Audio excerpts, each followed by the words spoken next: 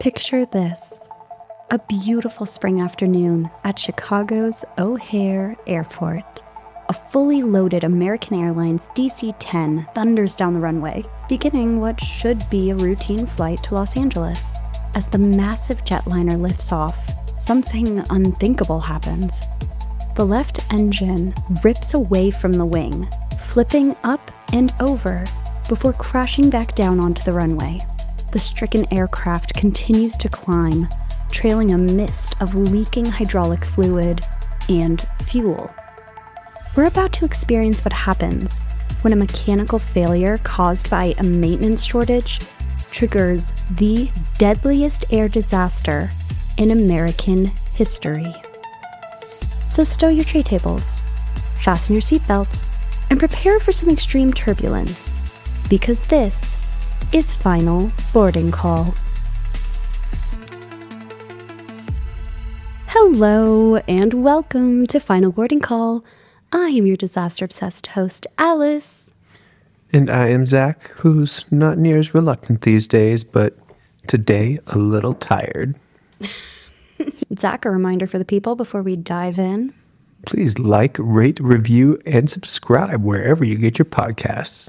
You're getting really good at your one cued line. That's like the rest of the show for Zach is completely unscripted, but that's like, you got to throw the dog a bone every once in a while. Except I don't get a script. It'd be easier if I did. You have an insane memory. You absolutely do not need one. Period. Maybe I want one. And that's a fact. Let's talk sources before we dive in. So the sources for this episode, there are a handful. So there is I don't know what you're doing with your hand, but you're making me nervous. I'm waiting to count. You said a handful. Oh my God. Zach just literally put a fist in the air, and I was like, is this the day? Is it going down for real right now on the podcast? While recording was the first time I struck someone. Struck my wife. I was struck a woman. You've definitely struck people before. Okay. Sources. What caused the crash of American Airlines Flight 191 by simple flying? And the article is written by Jake Hardiman and Luke Bodell. Obviously, Wikipedia has a ton of information on this. There is a Nat Geo documentary, actually, on this as well, called Seconds from Disaster, Chicago Plane Crash. There is a Smithsonian Channel documentary on this crash as well. MSNBC, Why Planes Crash, Season 1, Episode 2. I know I've got a lot for this one, but it's because it is the deadliest aviation disaster in the United States. So that's big. Here we go.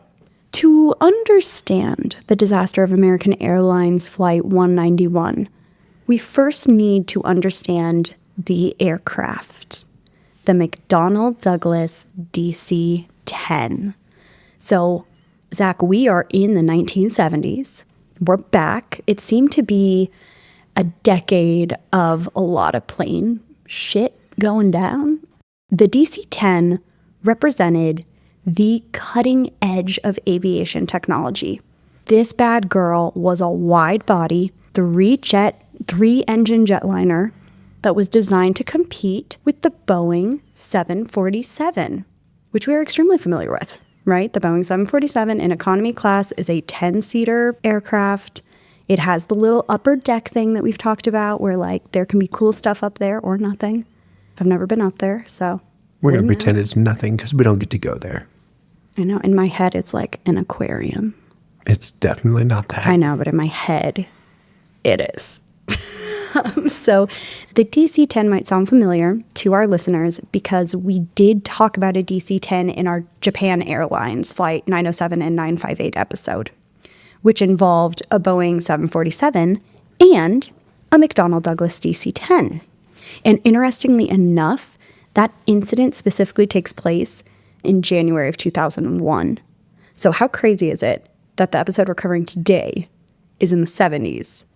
And we covered another DC-10 episode that took place in 2001. Okay, anyway.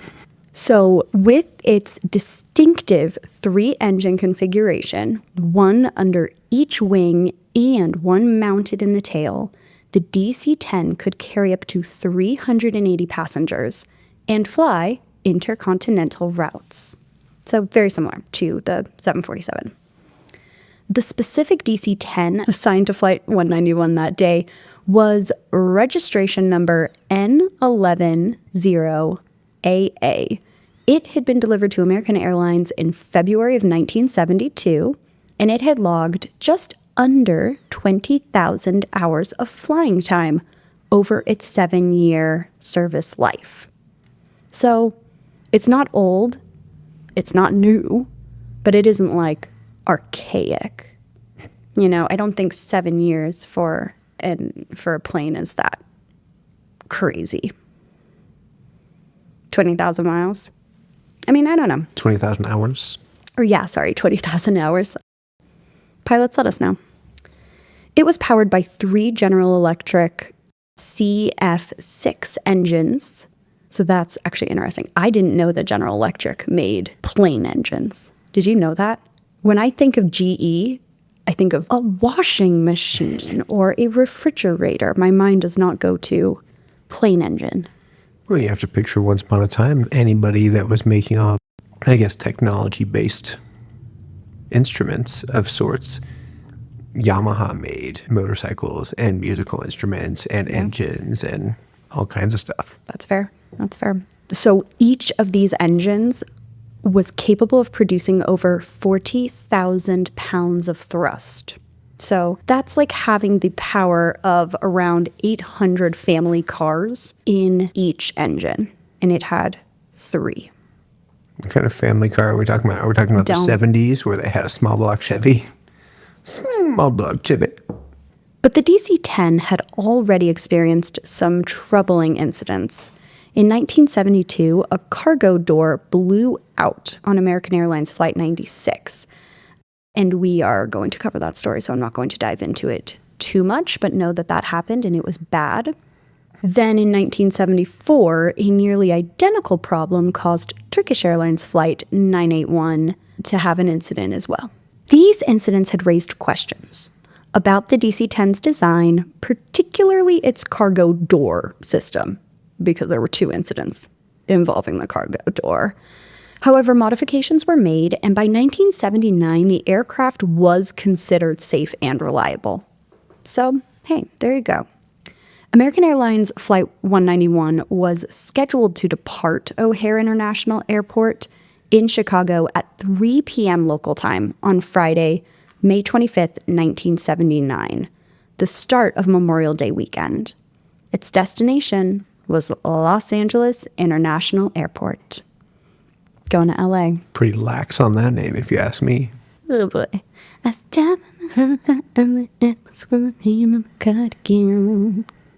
You like that? Only because there's never a time where you're not wearing a cardigan. I actually love a good cardigan.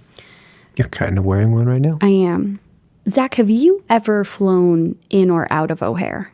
No. Okay. This is exciting because today, folks, that we are recording this episode, I booked Zach and I a flight to Chicago O'Hare. And I didn't know that I was going to do this episode tonight. I was stuck between a couple. And then I was like, I should do an O'Hare episode because Zach and I are going to O'Hare. It'll be my 5th time at O'Hare in 8 weeks, but that's my life. Also, it's the start of Memorial Day weekend. And is the house collapsing? That's the sound when our air kicks on. That's fucking insane. That's going to be crazy to listen back to. These mics. Wow. Okay, so this is happening on Friday, May 25th, 1979. And we are recording literally that same week. But it is 2005. So that's pretty fun. It's 2025. Yes. What did I say it was? It's 2005. It's not. It's 2025. It's definitely not. It's definitely not. You were 12. The flight was completely full. Of course it was. It's Memorial Day weekend, one of the highest traveling weekends in the country. And I guess it also was back in 1979 as well. With 258 passengers and 13 crew members. Many were heading to California for vacation, others for business meetings, family visits, or connecting flights to destinations across the Pacific. In command of the flight was Captain Walter Lux, 53, an experienced pilot with right around 22,000 flying hours. And he had 3,000 specifically in the DC-10. He was joined by First Officer James Dillard, who was 49, and Flight Engineer Alfred Udovic, 56. Between them, they had over 46,000 hours of flying experience, equivalent to more than 5 years in the air. I always love doing that math. That's why I include it in every episode, because it's like really crazy to think about. First Officer James Dillard would be the pilot flying for this leg. He is going to handle the physical controls during takeoff and landing, while Captain Walter would serve as pilot monitoring, handling communications and system management. The weather that Friday afternoon was nearly perfect for flying. Clear skies, good visibility, and only very light winds. Flight 191 pushed back from the gate at 2:45 p.m. and taxied to runway 32R, which actually is 32 right. Guys, I'm going to let you in on a little secret. I am very fascinated by the signs that are when you're taxiing and you look out the window and you just see like numbers and letters, and to somebody like me it's gibberish. It makes absolutely no sense, but I am going to figure it out. Would you like to know what C is? I'm gonna throw a curveball at you. Are you gonna tell me what L is by chance? I'm not gonna tell you. I'm gonna make you guess. Oh. No, is it Larry? It's Lima. Okay. After a brief wait in the departure queue, it was cleared for takeoff at 3:02 p.m. As the DC-10 accelerated down the runway, everything seemed completely normal. The 3 engines roared at full power, pushing the massive aircraft forward as it gathered speed. James guided the controls while Walter monitored the instruments and called out the airspeed checkpoints. V1, Walter would have called as they reached the decision speed of approximately 145 knots, which is 167 miles per hour. This is a critical point in any takeoff. It's the speed at which the pilots must commit to becoming airborne, as there is literally not enough runway to slow down at that point. So once you hit that, it's like you're in it. You're committed. Next came the rotation call, VR.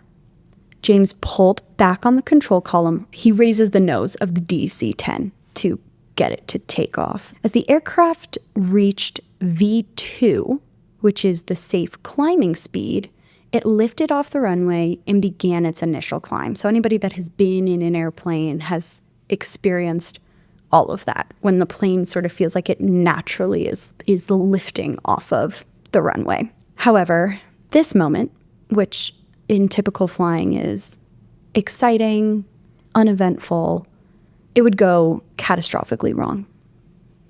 Just as Flight 191 was lifting off the runway, the number 1 engine, which is the one on the left wing, and its entire mounting pylon suddenly separated from the aircraft. That's not what you want from what I hear. No. This was not just a component failure. The entire engine assembly, weighing several tons, tore away from the wing. This is actually like a huge fear that I have anytime that I'm sitting in the windows. It's one of the reasons why I try not to sit in the window seat, because I look out and I obsess over every movement of every component on the airplane. And I'm constantly like, is it supposed to bend like that? Is it supposed to wiggle like that? Does it move like that? That's my brain. Well, in this case, the answer is no. The sight was actually captured by witnesses on the ground. Robert Graham, a maintenance supervisor for American Airlines who happened to be watching the takeoff, later described what he saw. Quote, "I noticed that the number 1 engine was bouncing up and down quite a bit, and just about the time the aircraft got opposite my position and started rotation, the engine came off, went up over the top of the wing and rolled back down onto the runway. That must have been so insane to see. At least it landed in the runway, though. I mean, that is a heavy chunk of metal. That is. Yeah, that would have fucked some shit up. Mm-hmm. As Robert observed, the engine didn't simply fall downward. The aerodynamic forces actually caused it to move upward and back, following the aircraft over the wing before crashing onto the runway behind the still climbing aircraft. Now, it is important to understand that modern aircrafts are designed to fly safely even if an engine fails. Mm-hmm. Pilots regularly train for engine failures, and the DC-10 with its 3 engines should have been able to climb, circle back, and land safely even with the loss of one of the engines. But this was not an engine failure. Yeah, the weight by itself would have to throw everything all out of whack. You're absolutely correct. The fact that something that weighed 14,000 pounds. Mm-hmm. Yeah. When the engine tore away, it took with it a 3-foot section of the wing's leading edge as well. It also severed hydraulic lines that controlled essential flight systems, including the leading edge slats. So these slats are panels on the front edge of the wing that extend during takeoff, right? Anybody that's sat near the wings of an airplane has probably seen, they literally look like slats. They're like, and I know every time I make those sound effects, but I don't really know how else to like explain it. She does real good sounds, everybody. It's, you know, it's like a little transformer. It just like pops out and then it can retract back into the wing. Well, these are ripped off. Less than ideal. Yes. So think of them like the flaps that you might see extending from the rear wings during landing, except these ones are at the front of the wing, not the rear. Not on this plane, they're not. When the hydraulic lines were severed, the slats on the left wing's outer section retracted due to the force of the airflow, while the slats on the right wing remained extended. It created extreme asymmetry. Let's talk about the deadly asymmetry. Super asymmetry. It is. The left wing now required a higher speed to generate the same lift as the right wing. And that's not possible on an aircraft where it doesn't have an engine. And yeah, specifically with the slats retracted, the left wing's stall speed, the minimum speed needed to generate sufficient lift, increased from about 124 knots to 159 knots. But the aircraft was only at 153, the standard takeoff safety speed. So let me break this down because I know this is a lot of like industry jargon and blah, blah, blah, blah. The airplane was now flying too slowly for its left wing to generate enough lift, while the right wing was still producing plenty of lift. This imbalance caused the aircraft to roll to the left. But the problems did not end there. The engine separation also damaged the aircraft's electrical system. So when the number 1 engine tore away, it took with it the generator that powered several critical systems, including the captain's instrument panel. That's right. Zach, would you say that that's important in flying an aircraft? No, probably not. I also don't watch my Speedo as I'm driving down the road, but whatever.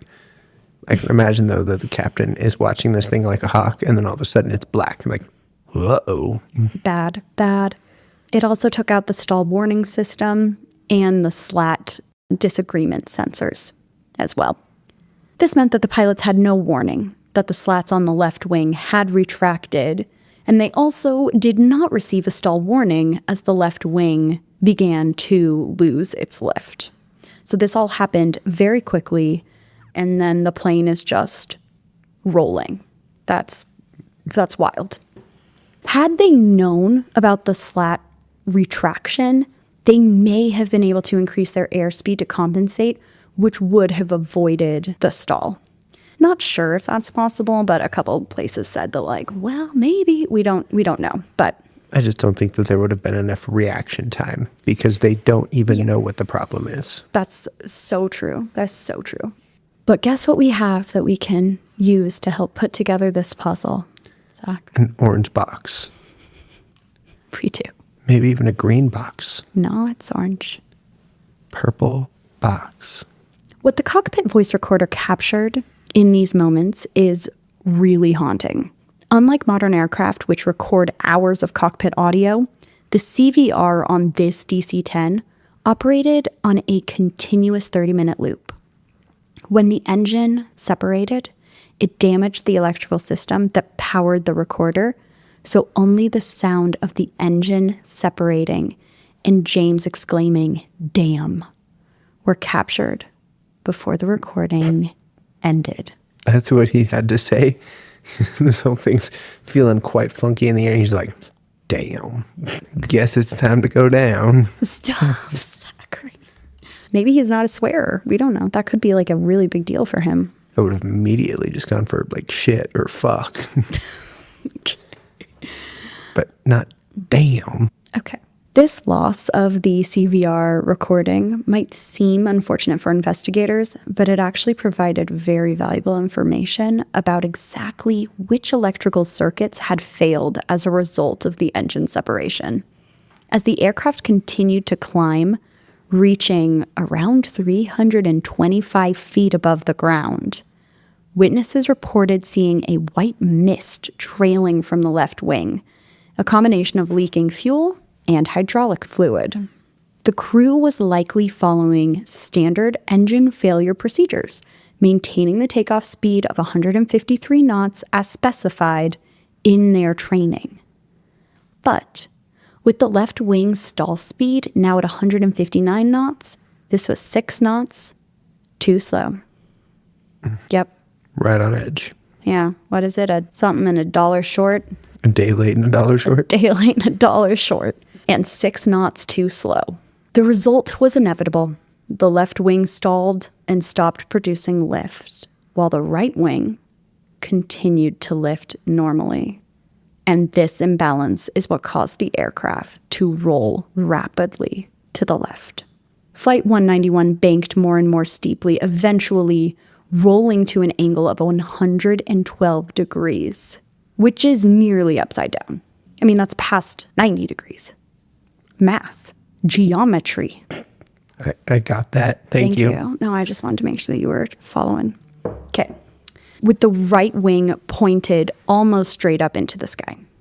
As the roll continued, the nose dropped and the aircraft began its final unrecoverable dive. Did I say that as the roll continued, the nose dropped and the aircraft began its final unrecoverable dive? Do you feel like you said it already? I do. You did. Just 31 seconds after lifting off, about half a minute of what must have been absolute terror in both the cockpit and the cabin, American Airlines Flight 191 slammed into an open field only 4,600 feet from the end of the runway. The impact point was in the community of Des Plaines. The plane. The plane fell down. It did indeed. The plane go boom. It was near a trailer park and an old, Damn. get this, an old aircraft hangar. The aircraft was destroyed by the impact and the subsequent fire fueled by nearly 21,000 gallons of jet fuel. Large sections of debris were hurled into the adjacent trailer park, destroying 5 trailers and several cars. The crash site was just northwest of the intersection of Toohey Avenue and Mount Prospect Road. I have been on Toohey Road. Yes, you have. All 271 people aboard died instantly. 2 people on the ground were also killed, and several others were injured. This disaster remains the deadliest aviation accident in U.S. history. Let's talk about the investigation. Zach, what the actual hell happened on this plane? Damn. Damn is right. What the damn happened? What the damn happened? The National Transportation Safety Board immediately launched what would become one of the most extensive investigations ever. With 273 lives lost, they needed to determine exactly what had gone wrong and how to prevent similar tragedies from happening in the future. One of the first questions that investigators faced was whether the aircraft had struck a foreign object on the runway that may have caused the engine to come loose and ultimately detach from the aircraft. I could see the logic. Yeah. But also no. Yeah, we know that that didn't happen, but also because nothing like this had ever happened before, I think they're literally just grasping at straws. They're like, what the fuck happened? Yeah, but it also doesn't make sense. You and the witnesses are in agreement. Nothing had struck the aircraft during its takeoff roll. Additionally, when they examined the separated engine on the runway, investigators found no signs of impact damage or bird strikes. This left structural failure as the most likely cause. But why would a relatively young aircraft, just 7 years old and well-maintained, experience such a catastrophic structural failure? The answer began to emerge when investigators examined the pylon attachment points on the wing and the corresponding fittings on the separated engine pylon. So when we are using the term pylon, think about this like you're assembling IKEA furniture, and there is a spot where the bookshelf goes and you screw the bookshelf in from, the outside of the walls of the bookshelf. It's a riv nut. It is. Yes. So this is basically saying that there is a base to this engine and that gets attached to the wing, and they are designed to fit together and stay attached. Like a glove. Like a glove. And the pylons on both the wing and the engine are being examined to figure out how they got separated. Gotta keep them separated. Well, no. Actually, these need to be together. So they found that damage to the wing's pylon mounting bracket matched the bent shape of the pylon's rear attachment fitting. I know that's like a lot to take in, but what this means is that the pylon fitting had struck the mounting bracket at some point. So stick with me because this is important. The only way the pylon fitting could strike the wing's mounting bracket in the observed manner was if the bolts that held the pylon to the wing had already been removed, and the engine pylon assembly was being supported by something other than the aircraft itself. Y'all, this is insane. This pointed to a maintenance issue, and a big one, rather than an in-flight failure. The NTSB determined that the damage to the left wing engine pylon had occurred during an engine change at American Airlines maintenance facility in Tulsa, Oklahoma, between March 29th and 30th, 1979, only 8 weeks before the crash. It held on for 8 weeks when things were put together correctly? Yes. Planes are so safe, y'all. Let me explain, Zach and listeners, what should have happened versus what actually did happen during this maintenance. The DC-10's engines are attached to the wings by structures called pylons. And if you're playing a drinking game and you are drinking every time I say pylon, you're going to be schwasty by the end of this here episode. The manufacturer, McDonnell Douglas, had a specific procedure for removing engines during maintenance. First, detach the engine from its pylon, and then remove the pylon from the wing. I'm trying to think if there's like a car analogy that we could make for this. Yeah, you have to remove the motor mount from the engine, and then you remove the motor mount from the subframe to get the motor mount out. That's perfect, Zach. It's just like that, people. I'm perfect. Oh my God. Okay. This method required disconnecting 79 different connections. Things like hydraulic lines, fuel lines, electrical cables, and wiring. So all that shit's in the way, and you got to disconnect all of it in order to do this job. That's a big job. I wonder what the hours call for on that one. I can see you doing math in your head. I have 22 connectors on my engine, and that includes the alternator and the starter. Okay, so, I mean, honestly, are we shocked that there's so few if a car has that many? Well, that's my very simplified car. Yeah, that's fair. Because mine also has one plug for all 4 coils per side. Oh, boy. People are going to be like, what the fuck is going on? This is a very technical episode. Okay, we're going to keep chugging along, though.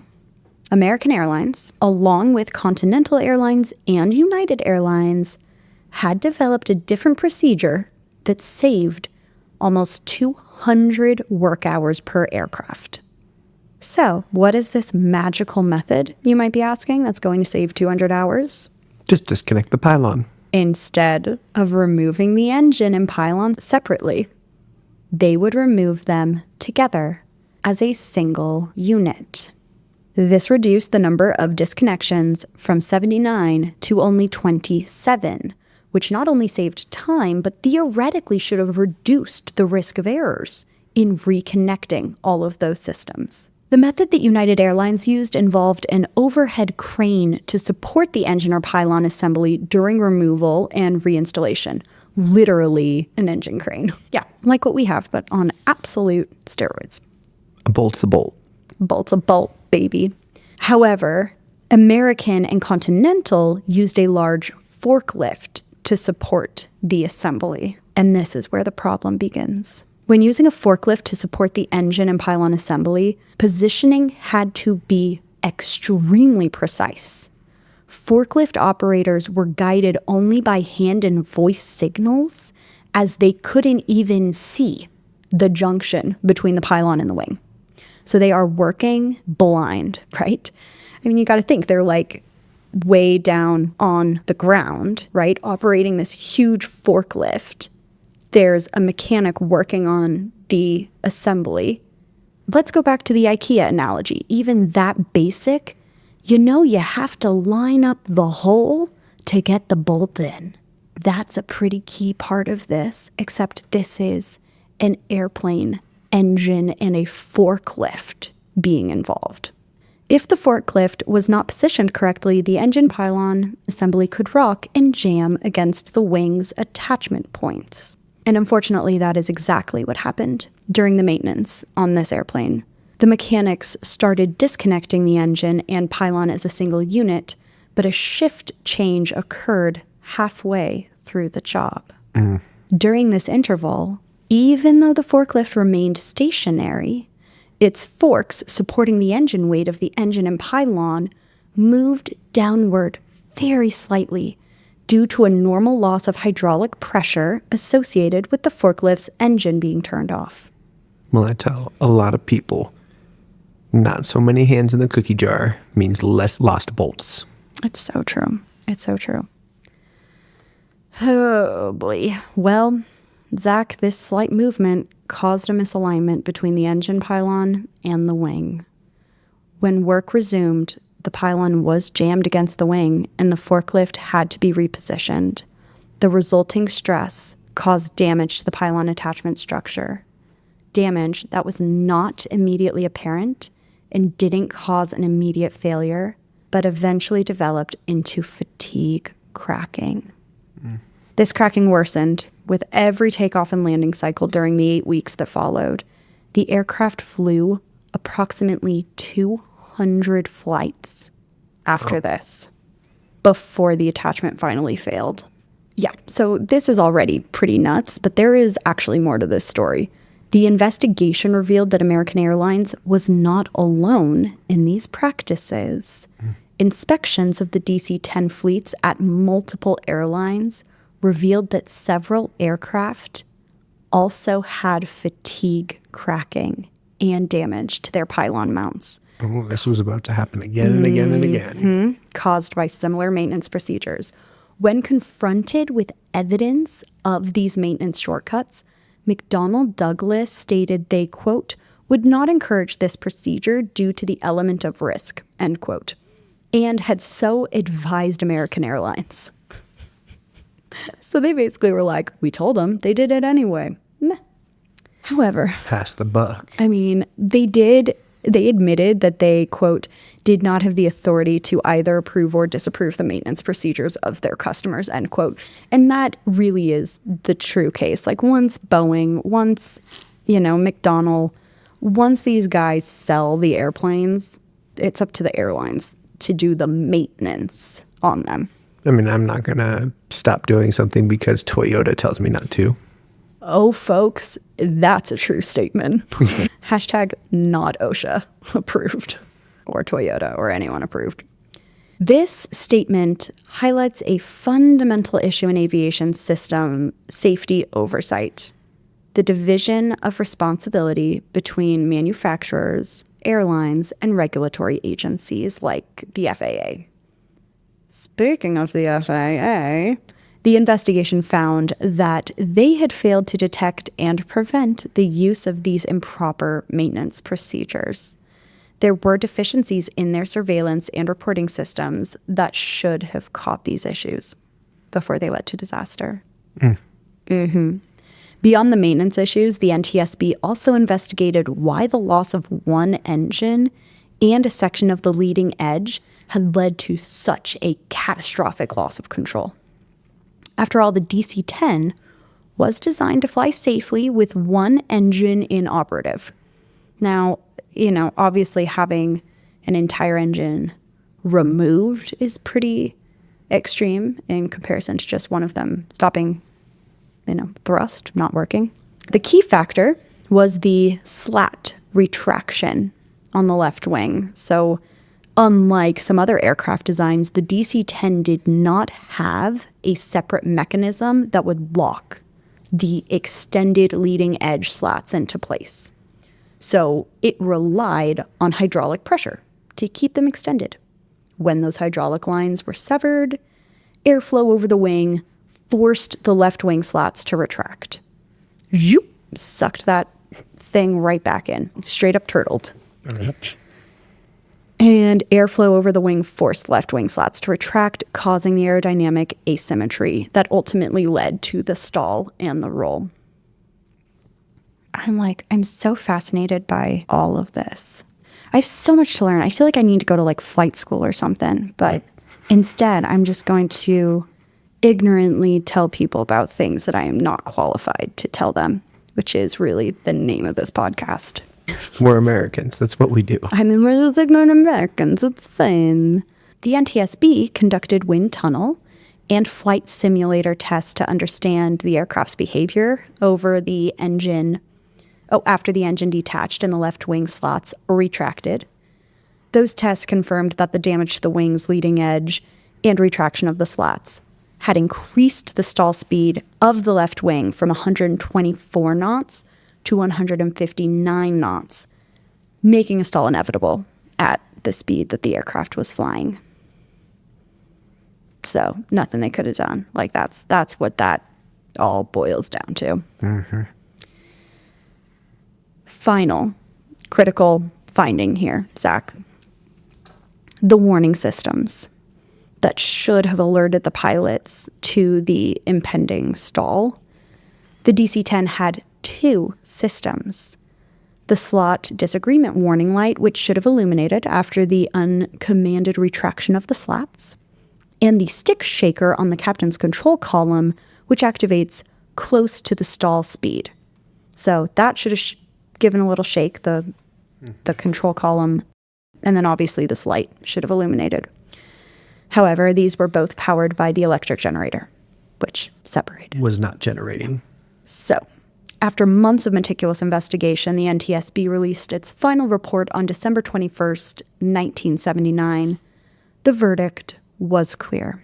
The crash had been caused by a chain of events stemming from improper maintenance procedures. The immediate cause was the in-flight separation of the engine and the pylon assembly, but the root cause extended to design vulnerabilities, maintenance shortcuts, and regulatory oversight failures.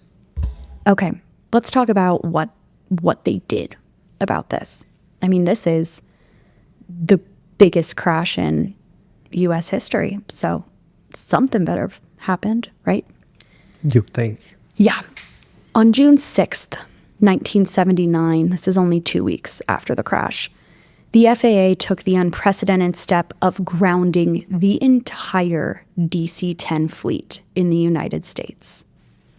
It also banned foreign DC-10s from U.S. airspace. So DC-10 is not in the air in the United States. This was a dramatic move that stranded thousands of passengers worldwide and cost airlines millions of dollars. That is 1979 millions of dollars. The grounding order was a severe blow, obviously, to McDonnell Douglas, which had marketed the DC-10 as one of the most advanced and safest aircraft in the sky. But the dramatic photos of Flight 191 with its engine missing, captured moments before the crash, were published in newspapers worldwide and really became an iconic image of aviation disaster. The DC-10's reputation, already damaged by the earlier cargo door incidents, took a massive hit. The aircraft was nicknamed Death Cruiser 10. And Clever. it's so bad. Oh, man. Yeah, so instead of DC, Death Cruiser. Wild. And passenger confidence plummeted. Several airlines reported the passengers were specifically requesting to not fly on DC-10s when they were booking flights. Yeesh. So they were grounded until July 13th, 1979. So that's 5 weeks. In which case they also found 12 others that were damaged. No. The FAA ultimately was satisfied that the issue was primarily related to maintenance procedures rather than an inherent design flaw with the airplane itself. However, But you said they found others with the stress fractures. Yes. So they looked at the DC-10s, but they had to make sure that it wasn't like an all DC-10s, this is a problem with the aircraft itself. And it wasn't. The DC-10, in theory, was very safe. It was the way that they were being maintained that was problematic. However, the aircraft's type certificate was amended to state explicitly removal of the engine and pylon as a unit will immediately render the aircraft unairworthy. Wow. Boom. Boom. That's like when you buy a mattress and it says, Don't rip off the do tag. not rip off this tag. Except this is an airplane. I rip off that tag every time. Subject to prosecution. Subject to prosecution. Okay. Let's talk about what happened to American Airlines. Pibble. He loves being a part of this podcast. He's really a key figure. The people love him. Pibble problems. Okay. American Airlines was fined a measly $500,000 by the U.S. government for improper maintenance procedures, which, in my opinion, is just like, what? What on earth? It's literally a little slap on the hand. I'll Don't slap you. do this. That was naughty. So $500,000, I'm not going to make you play this game, Zach.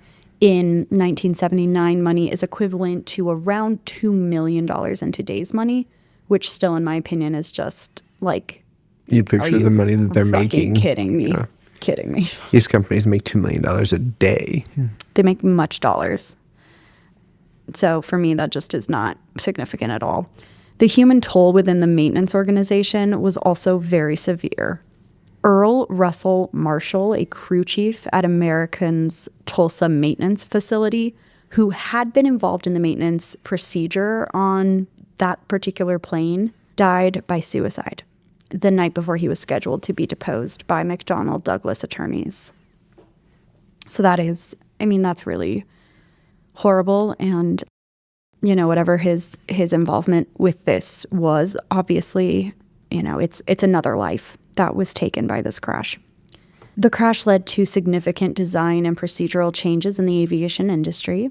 In response to the accident, slat relief valves were mandated to prevent retraction in case of hydraulic line damage. Sounds logical. You don't want things retracting when they shouldn't be retracting. True.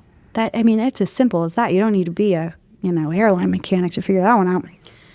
The FAA also required that stick shakers be installed for both pilots, not just the captain. The stick shaker. Shake my stick at you. Shake my stick at you. Alrighty. Airlines worldwide revised their maintenance procedures, abandoning the practice of removing the engines and pylons as a single unit.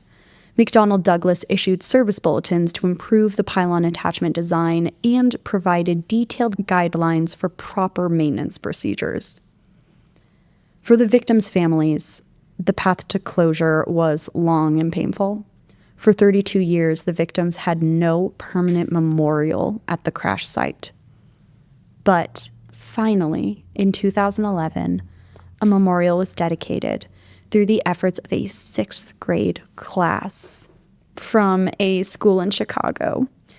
The memorial, a 2-foot-high concave wall with interlocking bricks displaying the names of the crash victims, is located on the south shore of Lake Opeka, about 2 miles east of the crash site.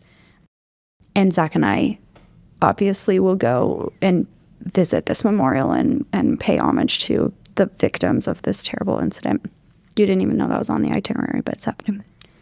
I just hate that there's so much of an itinerary already. I agreed to this trip today. I had the itinerary written months ago. Despite the immediate impact on its reputation, the DC-10 eventually recovered and continued to serve passenger airlines for over 3 decades after the crash.